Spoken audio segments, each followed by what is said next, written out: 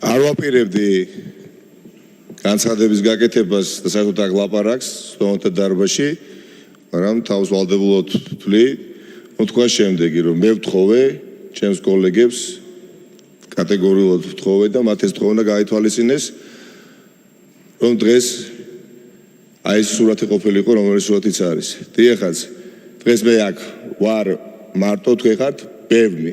ხარია რა თქმა უნდა კიდევ კოლეგები. მე ვარ აქ დღეს ამაყი, მაგრამ მე მგონი დღეს თქვენ არ ახართ ამაყები. მე დღეს ვარ თავისუფალი, მაგრამ თქვენ თავს გრძნობთ პირიქით უხერხულ მორჩილებაში.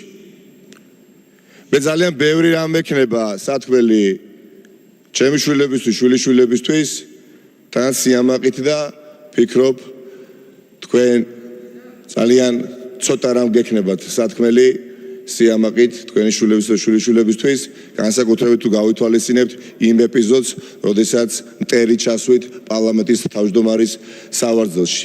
მე დღეს მგონია, რომ ვარ დიახაც ისტორიის სწორ მხარეს და მე მჯერა რომ თქვენ ხართ ისტორიის არასწორ მხარეს. მე დღეს შემიძლია თითოეულ თქვენგანს თავისუფლად თვალე-თვალს გაგისწოროთ, მაგრამ თქვენ არ შეგიძლიათ ამის გაკეთება და ეს იგრძნობა ხელშესახებად აქ ამ დარბაზში.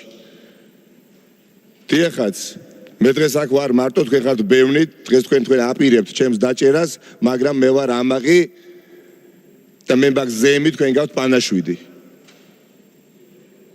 და დღეს თქვენ განაჩენს მე ვერ გამომიტანთ და ღილაკზე მიჭერით, თქვენ უბრალოდ თქვენ ბედს განსაზღვრავთ და საკუთარ ცხოვრებას განსაზღვრავთ, ასე რომ წარმატებები ამის თქმასაც არ ვაპირებდი, რო არა იცილიც ამება კოლეგების მიმართ.